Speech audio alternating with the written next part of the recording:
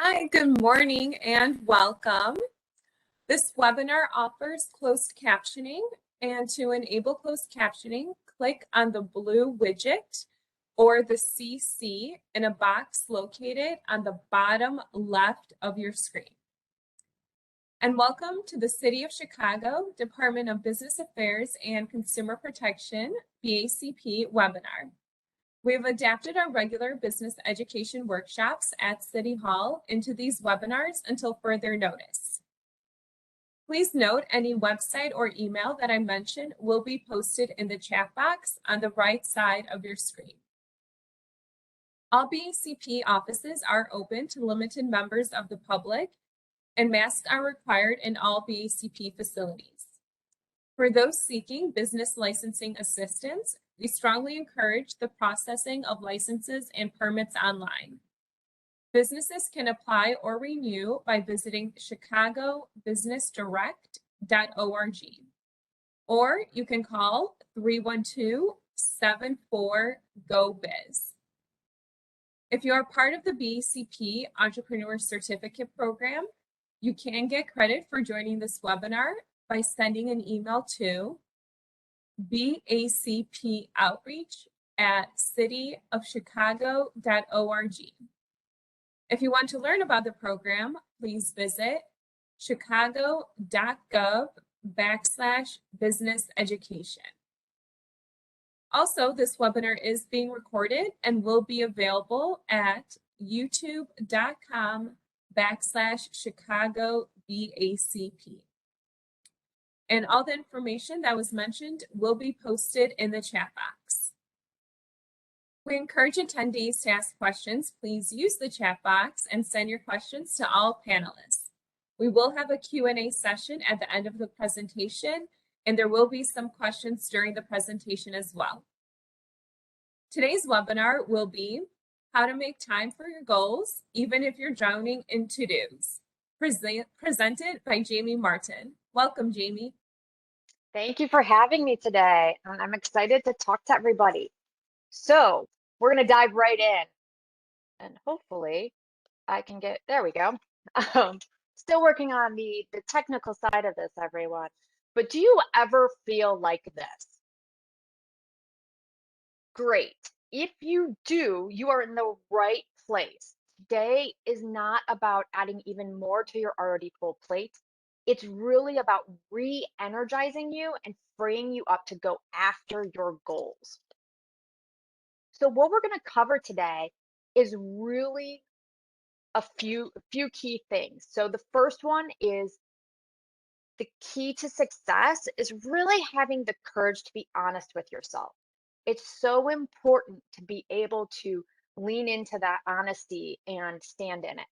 The next piece is, whoops, sorry. The next one is we're going to work on do an exercise today. So be prepared to dive a little deep into what's going on in your head, because we're going to create a new perspective on our goals and everything we're up to. And the last piece is we're going to really take a look at that bigger picture of principles needed to achieve your goals. So to get the most out of today's session, have a pen and paper ready, whether it's a notepad on your computer or an actual pen and paper. I know not all of us have that around, but have it ready because we are going to do some work and exercises to get the most out of the work, out of today's session. The next piece is really being able to write down your questions.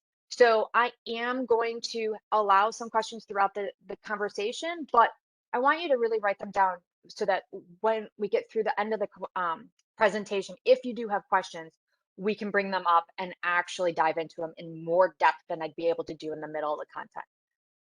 The next one is learn and share. So we do have the chat functionality open, and I would love for everybody to participate using the chat because this is really where things hit the ground for us. When we are actually sharing, we're teaching, and as a result, as a teacher, we tend to actually learn more for ourselves, and vice versa. We'll be able to generate more ideas and more thoughts about what we are experiencing in this presentation by what others are also. So please share with each other through the chat and be open with what's going on so that we can dig into it even more. The next one, say no to multitasking. Yes, it's the thing we love to do during presentations. I know, I've been there. But the one thing I do know, and I had an old boss of mine who beat it into my head, is that multitasking doesn't actually exist. Our brain switches states. And so what happens when that happens? We actually miss out on the good stuff. So by multitasking, you have you may miss out on the key element for you to actually move forward. So give yourself this time this morning to actually be present and participate. And finally, I know it says drop your email in. Don't do that. We will be following up later with your copy of Stop Fading Away, 5 Secrets to Owning Your Life and Shining Bright. This will be automatically sent to you as a participant, where I'm excited to share that with everybody here today. All right. So why is this topic important to you? I'd love to hear a few people through the chat window why they decided to show up to this presentation today. And while you get your fingers on the keyboard, I'll give you a little bit of what I've heard before. I've heard things like, I am so overwhelmed by everything on my plate that sometimes I don't even know what my goals are and how to start actually taking action towards them. Or I've heard somebody say, hey, my to-do list is actually 3 pages long. So how do I move through that? How do I actually create a step forward in order to get after my goals when I'm I'm looking at a book of 3 pages of to-dos? So yeah, I hear Michelle saying I have so many things to do and I do not know where to start.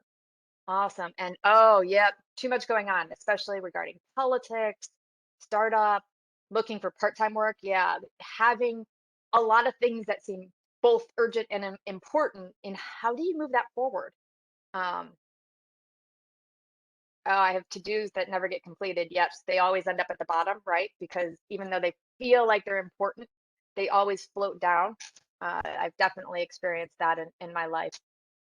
So we're a little bit about me before we go on, and thank you for everybody who did share. Um, so I've been there before. Everything I'm going to teach you today is built from my own experience. Imagine this. You are getting married and super excited about your wedding and honeymoon. When right before you are supposed to take off for your honeymoon, your boss proceeds to tell you that there is going to be a massive reorganization while you're gone. And that also includes your long-time mentor who will be leaving the organization. So that is what started 3 years of massive overwhelm for me.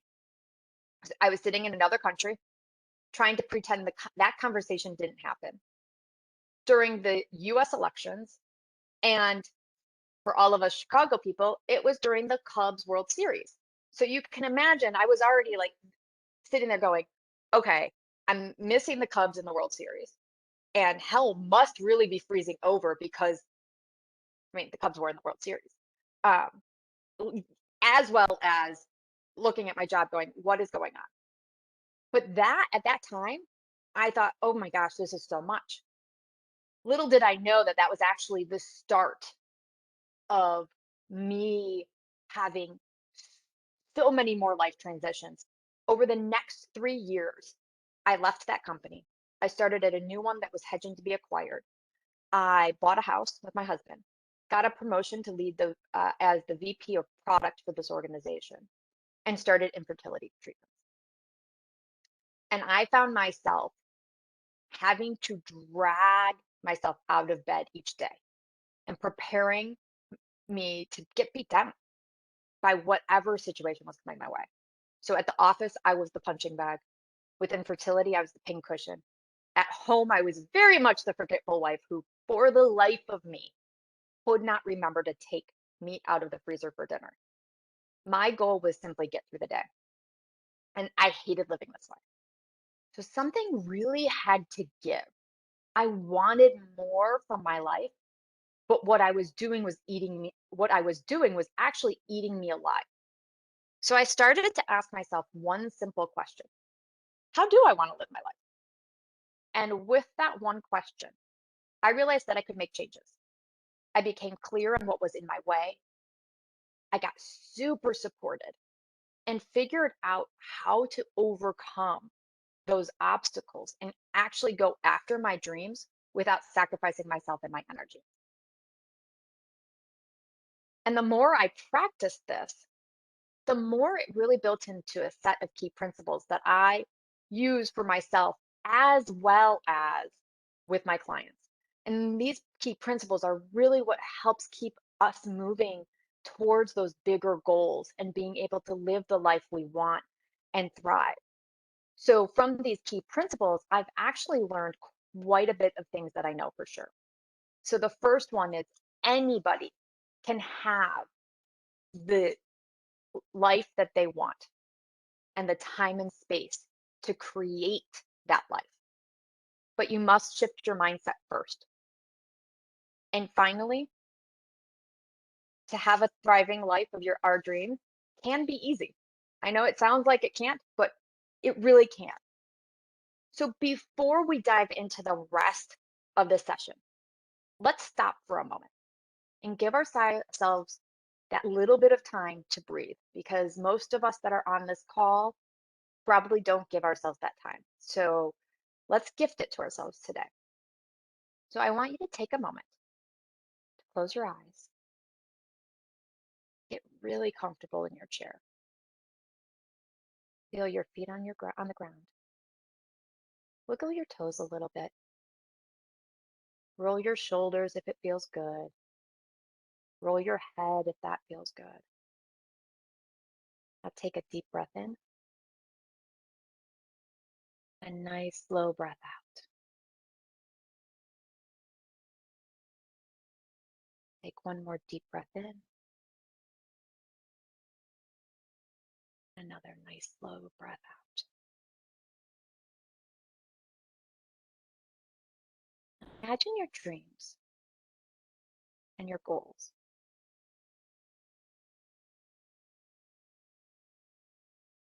See yourself achieving them. What does it feel like?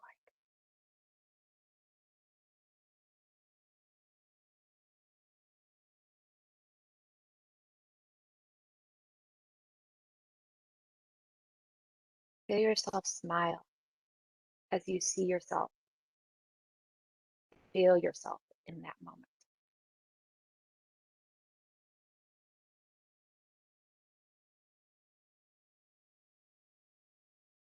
Now take one more deep breath in. Nice slow breath out. And go ahead and open your eyes. So now that you're really present to your goals and dreams, let's dig in. So the key to changing your life and reaching your goals is having courage to be honest with yourself. So think about this. When you aren't honest with yourself about what is stopping you from achieving your goals, achieving your dreams, nothing is going to stick.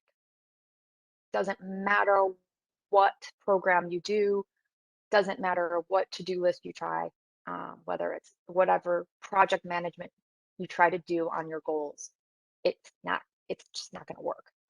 So it's like trying to convince yourself that you have a minor cut and that a band-aid will actually fix it. But really what you have is a major wound that needs to be taken care of by a doctor. And I actually, my dad was a perfect example of this recently because he actually broke his middle finger and it was bleeding. And he waited for an hour until my mom showed up, right? If he was being honest with himself, he would have noticed, been like, you know what, this needs to be taken to the doctor, and probably would have called her. So this is why honesty is so important, right? It's really taking that step. So, what holds you back from being honest with yourself about the goals you have and aren't achieving? What holds you back about being honest about your time? And are you willing to be honest?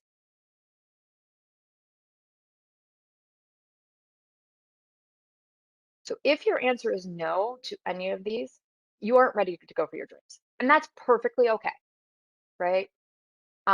But it is the key to unlocking the rest of this. So, being honest with yourself is the is going to be the key for the rest of the presentation today. So no time like the present. We're going to get a little uncomfortable for the next few minutes or so. So let's do this, okay? We are going to focus in on one key principle today, and that is uncover. And we are going to pinpoint the roadblock that is in your way for going after your goals.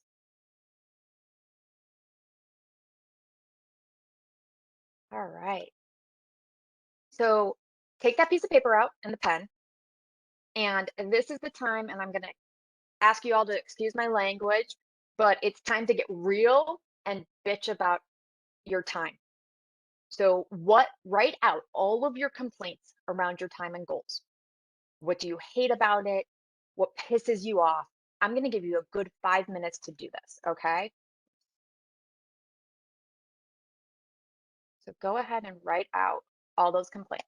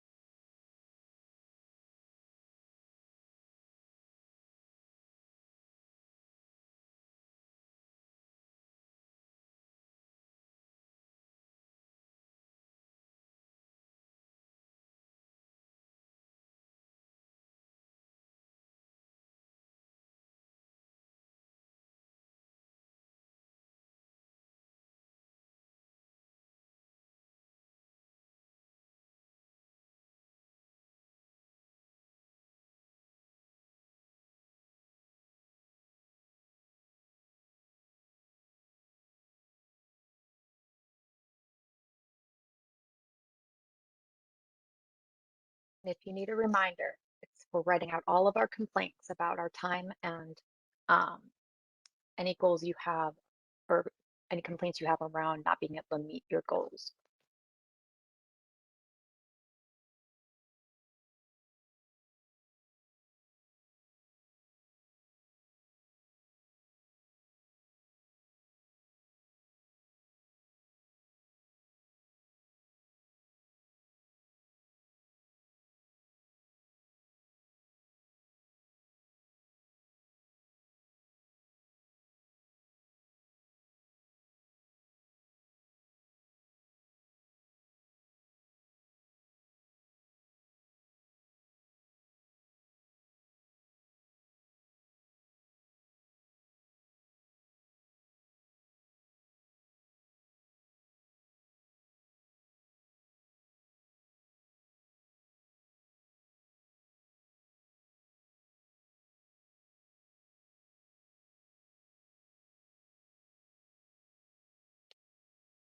And I'm going to give you all 1 more minute.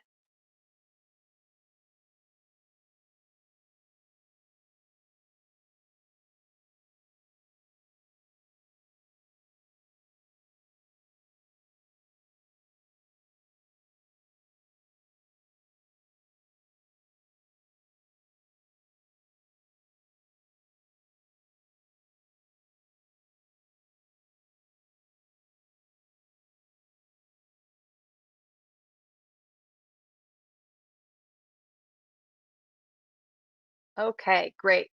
So, what has you not being able to go after your goals. We all know other people and other entrepreneurs have the same amount of time as we do, right? People like Oprah or Michael Jordan or Elon Musk. So, what makes them achieve their goals while you flounder? They address each of the reasons that stop people from following through on their goals.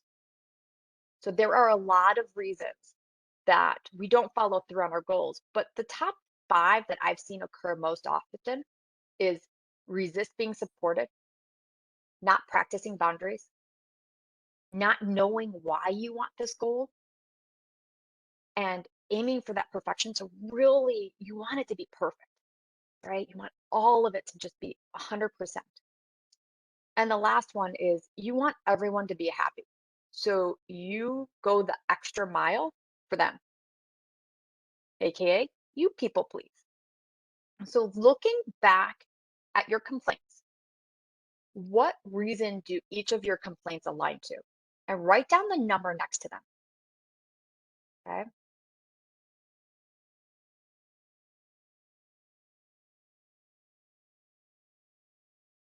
Can give you about a minute or so to do that.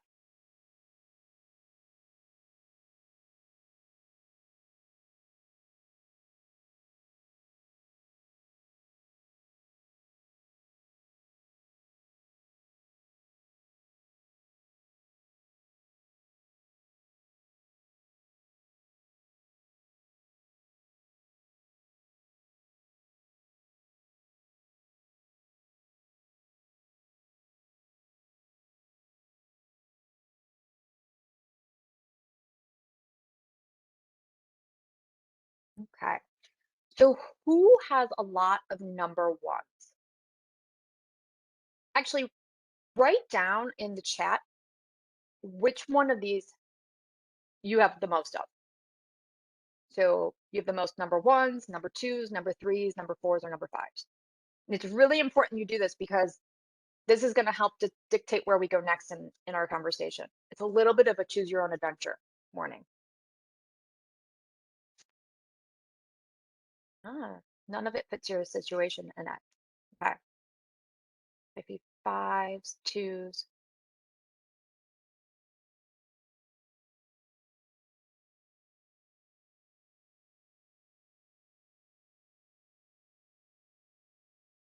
It seems like we've got, if I'm looking at this pretty good, I'm seeing a lot of fives and number twos.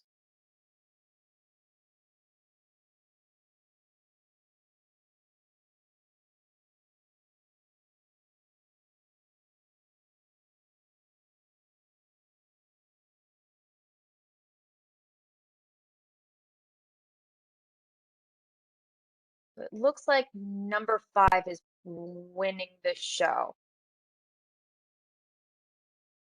Okay. So let's dive into number five. Um, so let's go ahead and focus in on the people pleasing side of things a little bit. So you are really focused in on saying, and for those of you who, let me just backtrack for a second. For those of you who didn't pick people pleasing or it doesn't fully align, still go through the exercise because you may be able to see where else um, the people pleasing shows up for you and how else the other reasons show up. You can actually apply the same general exercise to those other reasons based off of how we're going through. So dive into it with us because I think you will still take something away. So you do a lot of people pleasing. Write down what has you breaking your boundaries. So spend a minute to write down what comes up for you. What has you breaking your boundaries in order to please other people?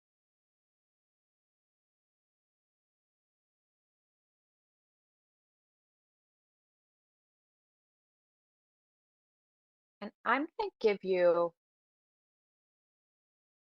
a good like 2 or 3 minutes.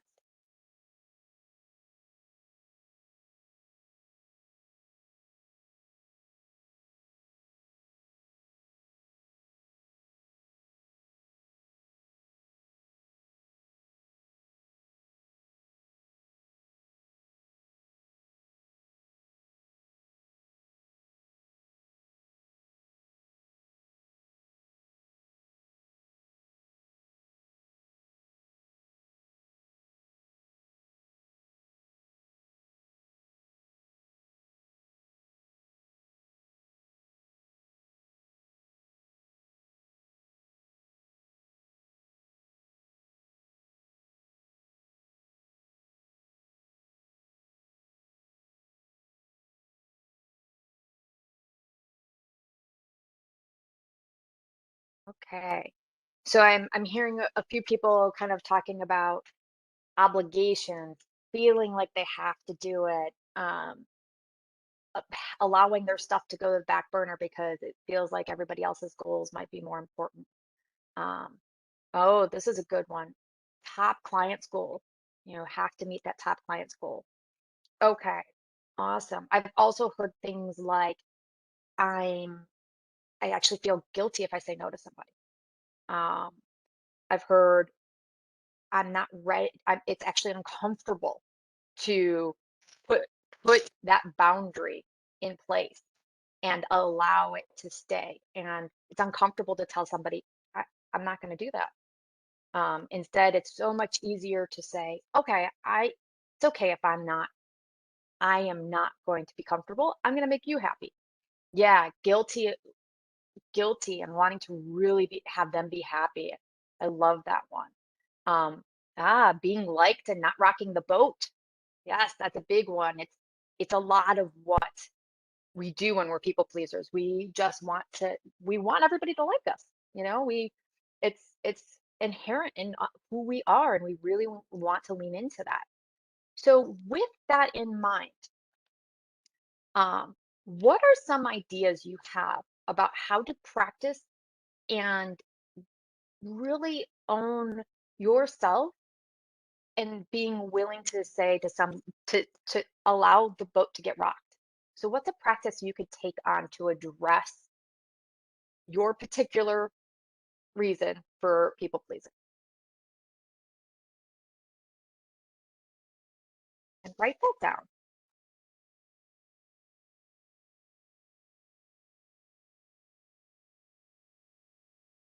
Okay. So hopefully everybody's got one practice that they can see themselves doing that will allow them to kind of stop the people pleasing in the track. With that, I do want to open it up to some brainstorming. So a few things that if you are having a hard time coming up with something, a couple of things for you to look at is things like yes, but is a perfect example. And this aligns really well with the boundaries one too, where it's being able to say to somebody, yes, I'm willing to help you, but here's my parameters around it, right? So a great example of this is somebody comes to you and says, "Hey, will you review my resume and really look at it for me?" Great. How about you actually review your resume? We will sit down for I'll give 10 minutes to you to review it, and then we'll sit down and talk about what's most important to you. But we're only going to do it for 30 minutes. Um, this is a great way of being able to say, this is my way of still helping you, but also allowing you to own your situation. And it allows you to also dictate the timing around it, right? Being able to say, even yes, but I'm this week is really bad for me. Let's look at next week for that meeting. Um, Another practice is being able to really envision where you want your life to be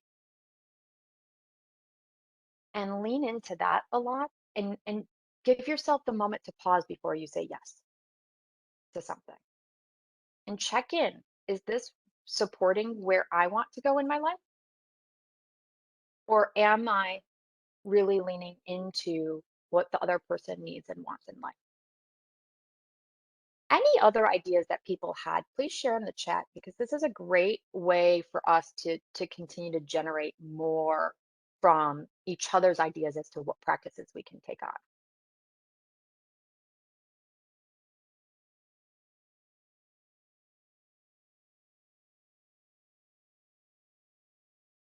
And while people are typing, another practice to look at is also really looking at the reason. You know, are I heard a few people say guilty about wanting to make them happy or being liked. Well, are you serving them the most by pleasing them? And practice actually asking yourself that question before you do what they ask. And a great example of this is when somebody asks us for our advice. So when we are asked advice, oftentimes we jump right into it, right? Hey, this is what I would do. This is where I would take my career. This is what I think you should do. But is that really serving them? Or if you come from a different perspective and ask them the challenging question, the question that may make them not happy with you for that moment, that may be uncomfortable, what could change? What actually serves them? And how does that actually serve you? Because sometimes when we give the power back to the other person, they are able to fly free, and we've just allowed them the freedom to create their own happiness versus relying on us. Okay. Now we do have time to dig into one more. Um, so, oh, this is a good one. So, how many people are working in a workplace rather than at home? So, what other family issues are compounding your need for people pleasing, right? So, a great example is if you have a little kid, I have a little one, who really tugs at that pant leg, right? Um, and is asking so much from you, and you want to give it, you want to be there. So, being able to really create a little bit of that boundary at home is important so that when they are tugging at you, actually, not even when they're tugging at you, when you are present with them, they know you're present, right? And they understand and can understand that separation a little bit. It takes time. I mean, my son screams at the top of the stairs more often than not when I start to go to work. Um, but then when I'm with him, I'm with him, and that really helps build that connection. So that's another place to look too is how do you actually be present for the person and for yourself at the same time? Yeah, caring for somebody else who maybe is ill or sick. Um, and as a result, personal goals have been delayed. So this is a great example also of that first one of getting supported. So I think this is a great place to really dive into that one. I know there was a few people who said that they resist supporting. So why doesn't everybody go ahead and write your response to what has you resisting being supported? What shows up when you hear that?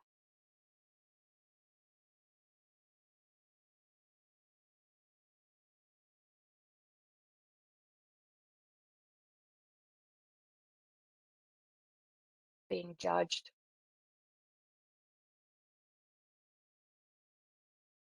Ah, interesting, Nicole. So a fear of COVID exposure.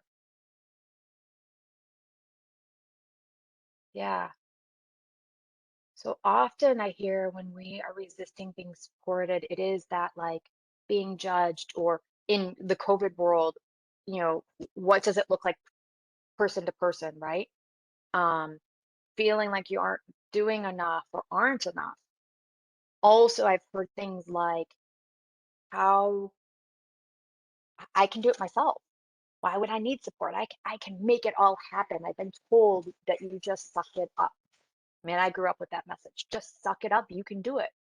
Um, oh, and sometimes including other people supporting you can make it hard. It can feel like it'll make it harder. How do you train them? How do you know, teach them how to actually be be in a specific way? Awesome. So these are all great places to look when it comes to resisting being supported. When we're thinking about that and looking at each of these reasons, what is one thing that you could take on to help you overcome that reason? Actually write that down for a moment. Okay, I'm going to give you about 30 seconds to really reflect on that before we dive a little bit into a few ideas.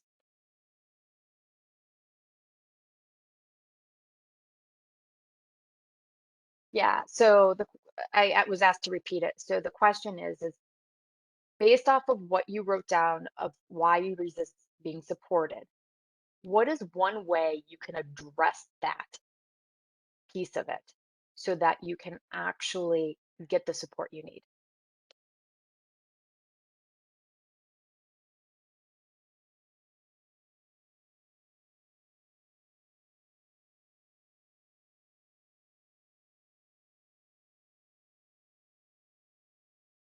Okay.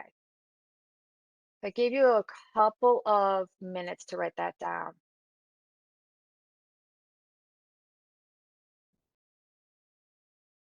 So listening to me when I tell you I need support. So can you elaborate a little bit on that one, Laura? Um, I'd love to understand a little bit more of what that was about. So based off of what you looked at, and I'd love to hear what other people, any practices people had while you're writing this down. A few other ideas to look at is really identifying a few key support individuals. So sometimes it's not about taking things off your to-do list. Sometimes it's about actually giving you space to be angry, to cry, to celebrate wins with you. And that's not always the same person. So for example, when I was going through the infertility, the people who allowed me to be angry were very different than the people who allowed me to cry. Now, sometimes they were all the same people well, they were all the same people who celebrated, right? But sometimes we actually need to identify those key people in our life. Um, oh, patience. So really practicing patience and saying, okay, so sometimes it may take more people to do what I normally can do, but allowing those other people to do it gives me the time and space to go and do other things. So it may take longer than I want, but guess what? I get to actually go and do something else and practicing patience with that. That is a great one. Um,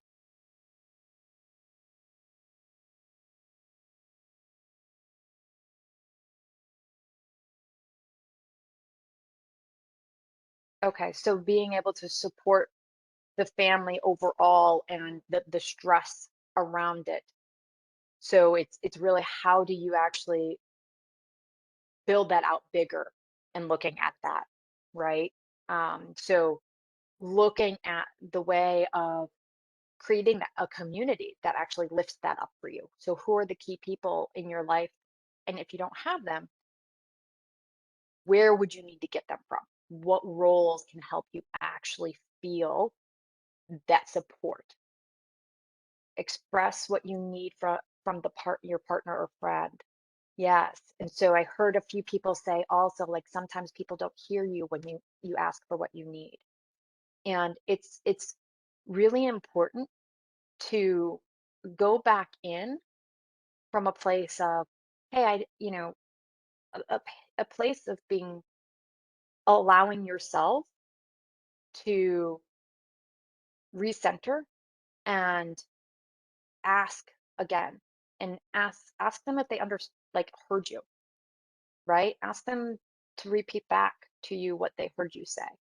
Because sometimes, you know, our spouses or our partners may not realize that we're actually asking them for support.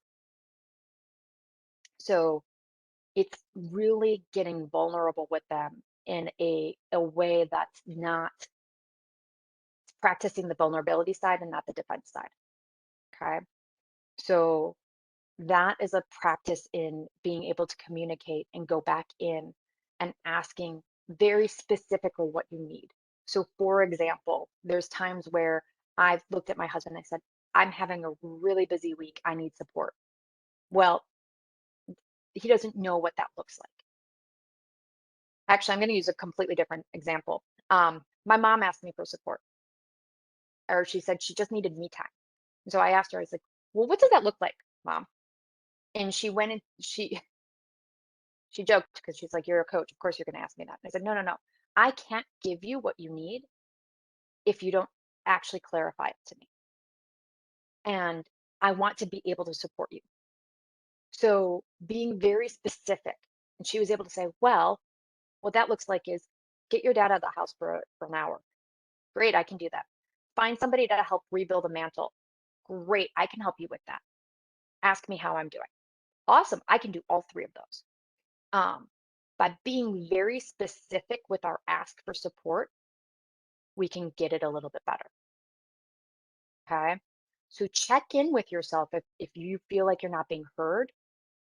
And also check to see if that's the person who's supposed to support you right now.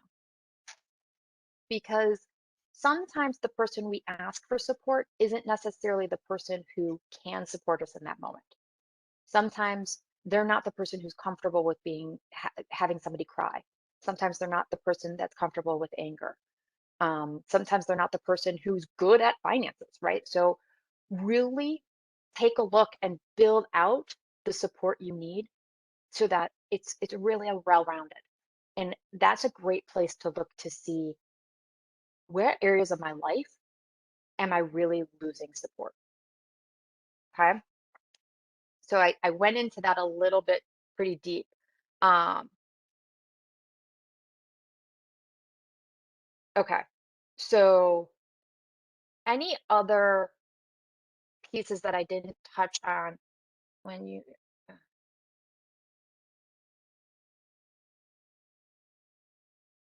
okay, so I got a little bit more clarification on the boss one. So I do want to, because I focused a lot on the getting supported from a personal perspective, I'm going to flip a little bit on the boss side of things. So um, it's, yeah, the boss side is an interesting dynamic, right? Because oftentimes the boss is juggling a lot of things also.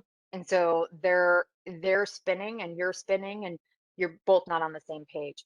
So the a place to kind of come from with that is that, stepping back and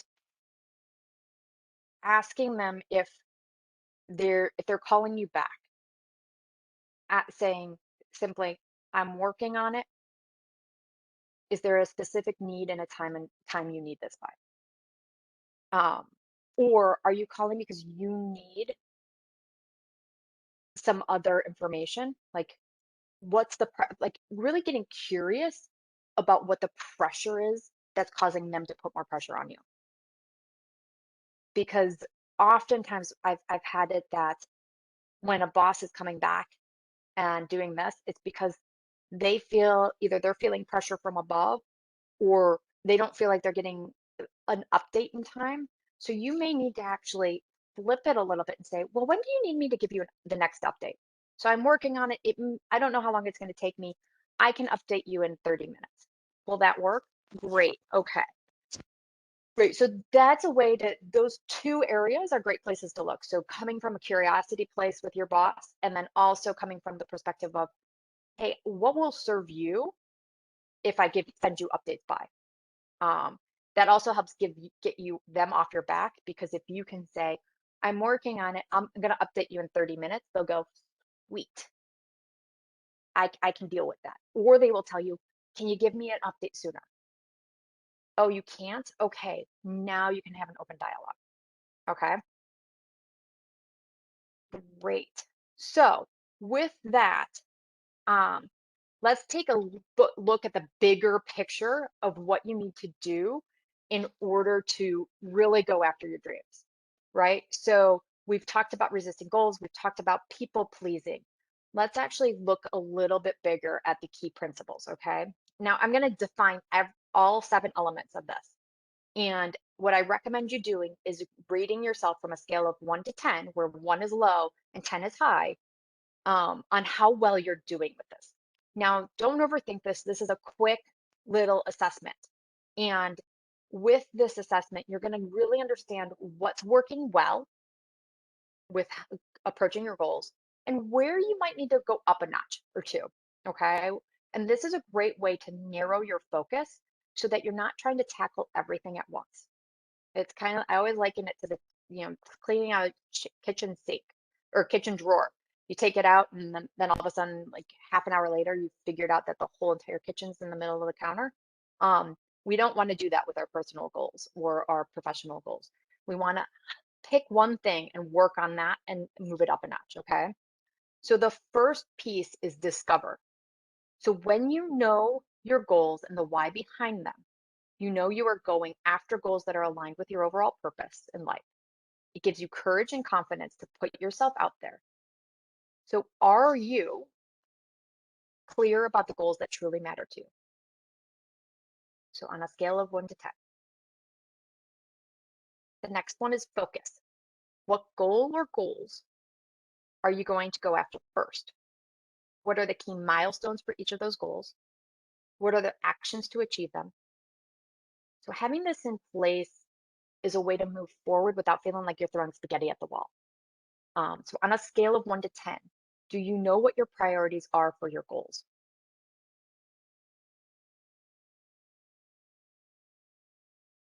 Next one is imagine. So what will life look like after you have achieved your goal? How will you feel? What will be in your life that wasn't before? What won't be in your life that is now? Having this image is an anchor that really connects us towards our goals. How are you doing imagining what life will be like when you have accomplished your goal? The next one is uncover. So the exercise we did today is the start to uncovering what is standing in your way of your goals. So what other roadblocks are you creating that are stopping you from achieving your goals? What thoughts are unhelpful? What beliefs are holding you back? So on a scale of 1 to 10, how confident are you in uncovering these roadblocks as you move towards your goals? The next one is reinvent. Uncovering is just the first piece of the puzzle. You need to actually make peace with those unhelpful thoughts as well as reinvent them and really lean into those new beliefs. So, how are you doing at building new thoughts and beliefs that are serving you better on a scale of 1 to 10? Now, and the next one is practice. So, as we all know, practice builds muscle memory. What are the practices you take on, are going to take on in order to practice embedding those new thoughts and beliefs into your being? So, remembering to let go of the old beliefs and lean into the new one. And how are you doing sticking to those practices? And the last one is action. Now, this is usually the one we jump into first. It's we're like, oh, sweet, I've got a goal. I'm going to go do this first thing. So, how are you at that first step, the first week, the first month? How are you at taking the fifth step, the sixth step, the 100th step, and beyond? On a scale of 1 to 10, how are you at holding yourself accountable to taking each step towards your goals?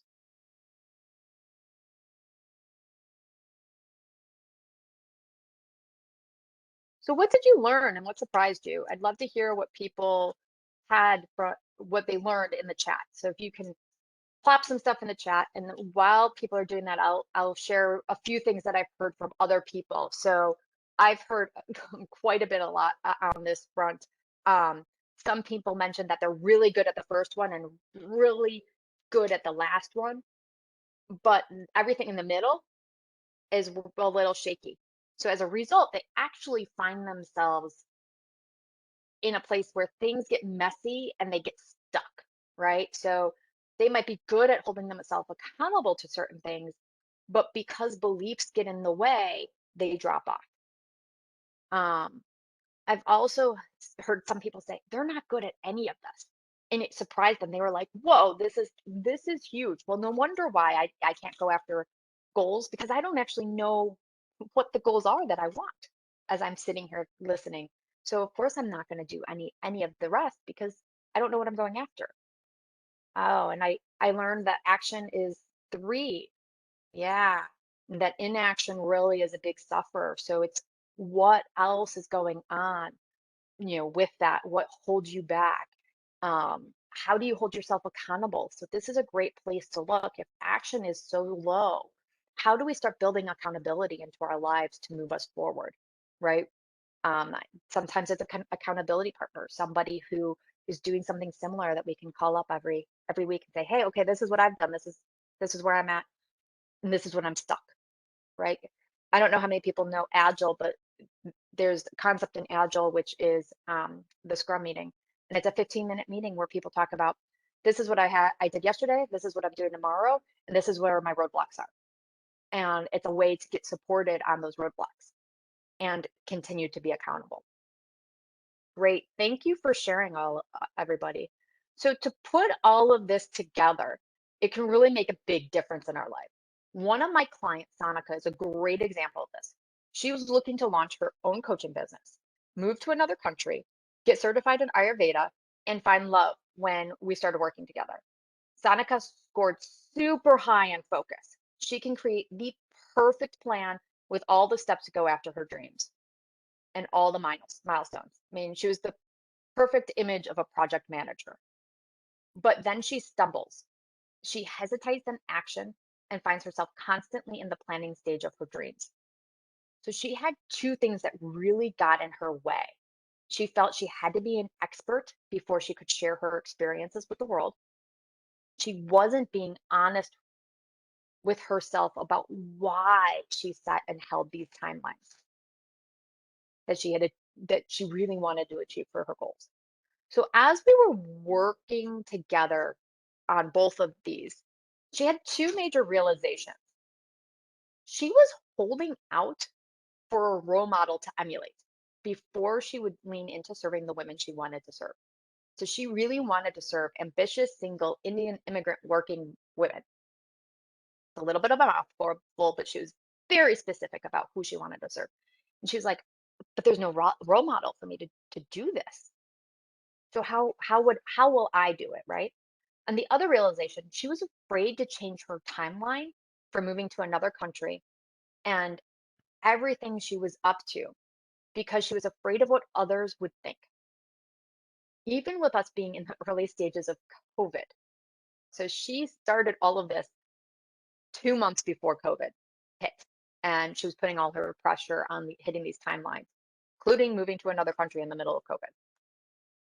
Once we were able to dig these things up for her, things really started shifting for her. She started serving the women she wanted to serve the most by creating an 8-week program. So she actually chose to be the role model she wanted in her life instead of waiting for somebody else to show up to do it. And she is now growing that community as we speak. And she also realized that there was no timeline but her own, and she could change it at any point. So if she set a timeline for 7 months from now, and 7 months something happened, so she's met the love of her life, and they don't want they now need to get him a visa in order to move, um, allowing that to flow. So this really released the pressure around when she needed to accomplish each of these goals.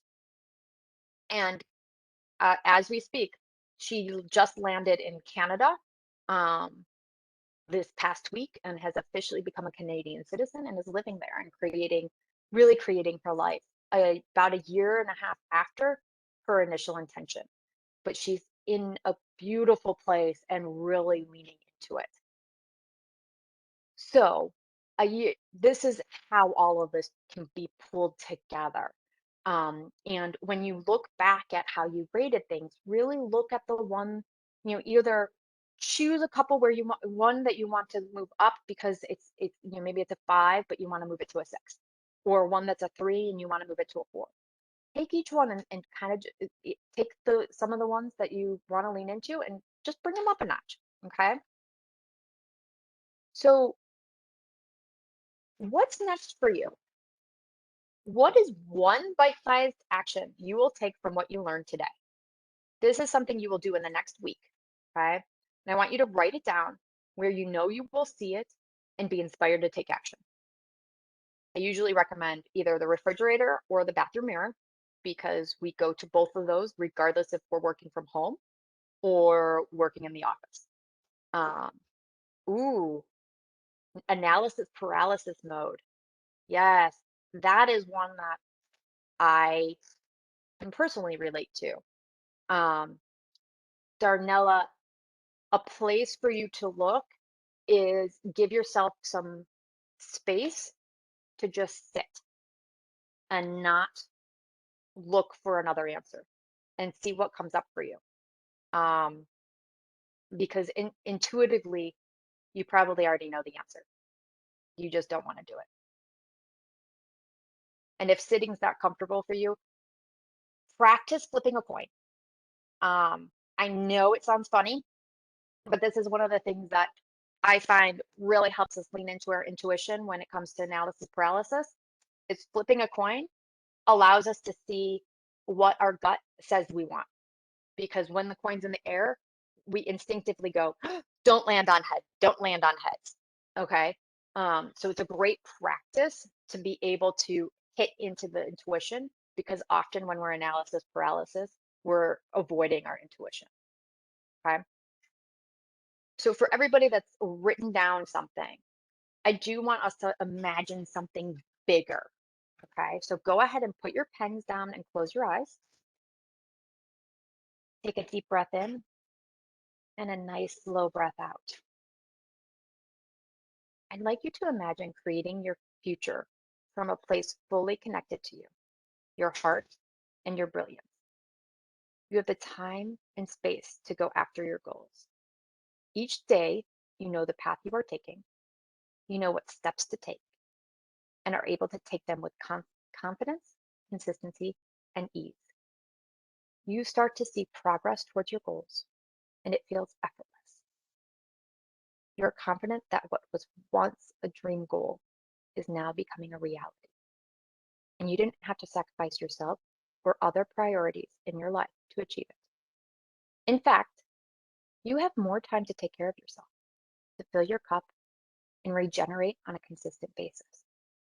Your life takes on a new pace that you embrace with open arms as you continue to move towards your dreams and achieving your goals. Go ahead and take a deep breath in and a nice breath out and open your eyes. So if this is a vision you can get excited about, awesome. There's one thing that's super important that you need to identify, especially for those people who said that they are resisting being supported. I want you to think about who you have in your corner who has accomplished what you want to accomplish and is available to help you when you need it most. So who do you have who is in your corner and is available to help you when you need it most? Write that person down, enroll them in supporting you in achieving your goals, and start practicing leaning in on that support to move you forward towards what you want in life. Okay. So with that, we do have time for questions. So if anybody has any questions, go ahead and put them in the chat, and I would be happy to answer them as we go through. And I'll give a few minutes to talk through to let people type. So um,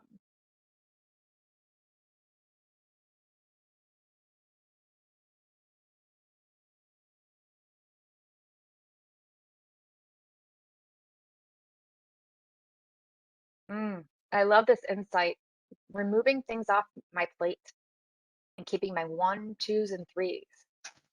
Just an awareness that you can't do everything and you don't have to, right?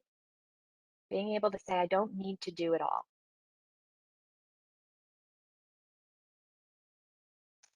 And sometimes that even means just ordering pizza once a week so you don't have to cook.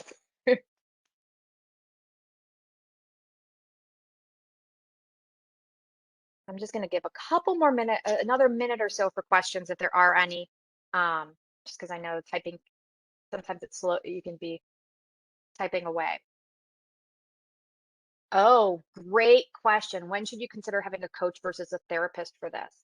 So I would say it's really about looking at what support you really need.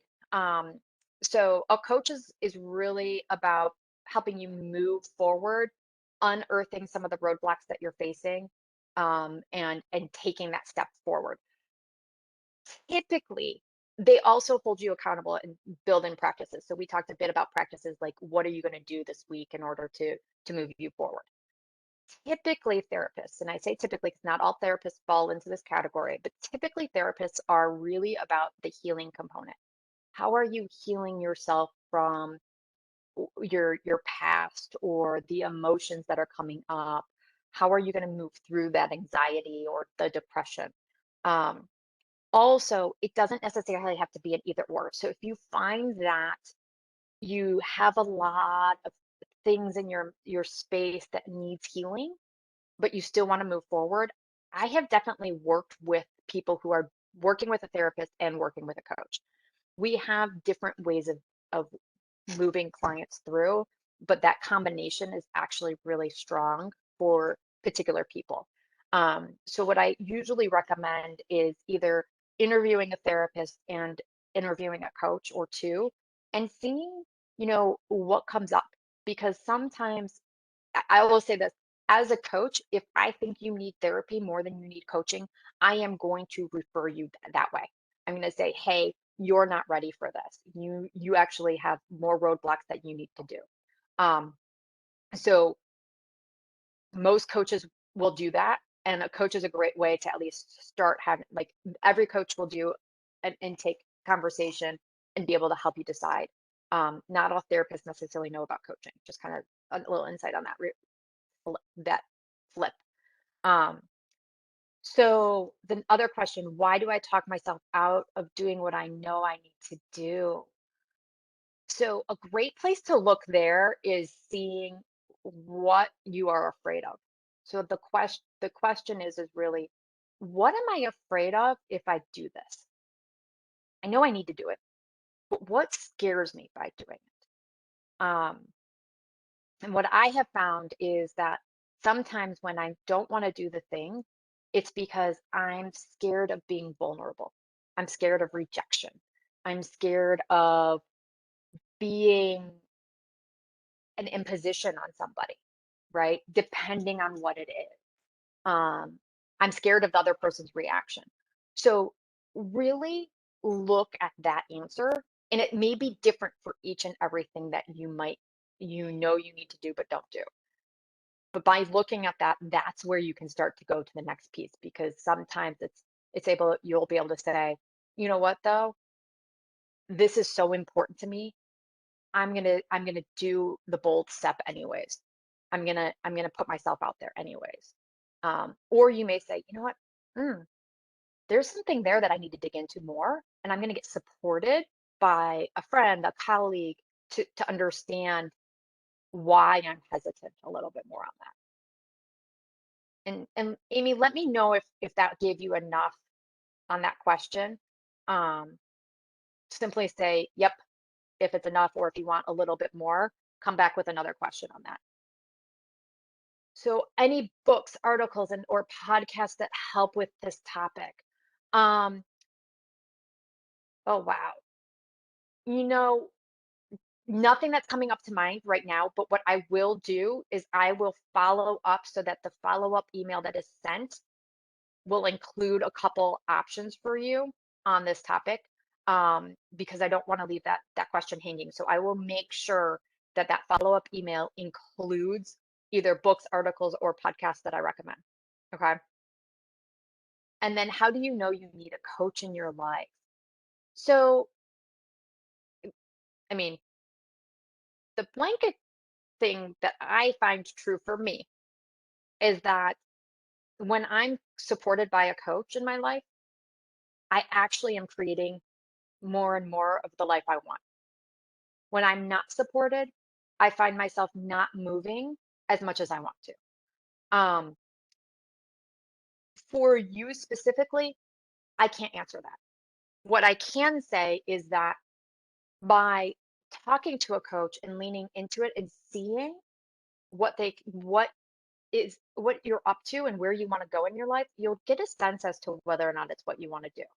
Um, so a great example of this is that when I was deciding whether or not to be a coach myself, and this doesn't, I mean, just take this as a generic thing. I know not everybody's looking at being a coach, right? Or this question's not coming from being a coach, but I actually hired a coach because I wanted to understand the experience of it. And in hiring that coach, I was like, yes, this is what I want to do. Right. So sometimes it may be just getting on a call or two with a coach, um, in their discovery conversation and saying, is this really what I want to do? But oftentimes, you want to coach or need a coach because you're ready to up level. You are, there's something else in your life that you want that you're not going after now. And it's a great way to get supported, especially by somebody who has nothing in it for themselves other than to support you. Okay. Um, Sometimes it's, I am ready for bigger things and I'm scared to do them. And so I want support in being able to move past my fear. Right. Sometimes it's, I know I'm doing an amazing job at life, but you know what? There's more. And I know there's more. So there's a lot of reasons people show up to getting coached. Um, So let me know if that gave you a little bit of insight as to how to decide for you on that question with a thanks. And thank you, Amy. I see that you said that fit for you.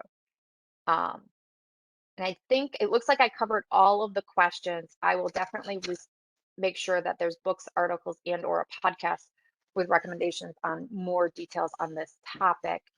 Um, And I do want to leave everybody with one last thought. So I am responsible for everything in my life. If I want different results, I have to change my thoughts and actions.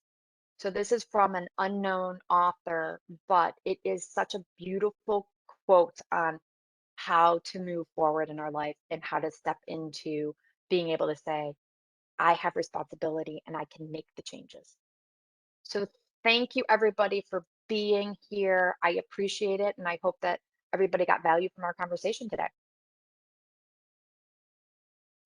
Thank you so much, Jamie, for sharing your expertise with us, and honestly, a great start to our Friday morning. So thank you so much. You're welcome. And like Jamie mentioned, there will be a follow-up email. No need to provide it. We have it. We are good. But thank you again so much, Jamie. And we wish everyone a good rest of your day. Thank you. Bye, Bye. everyone.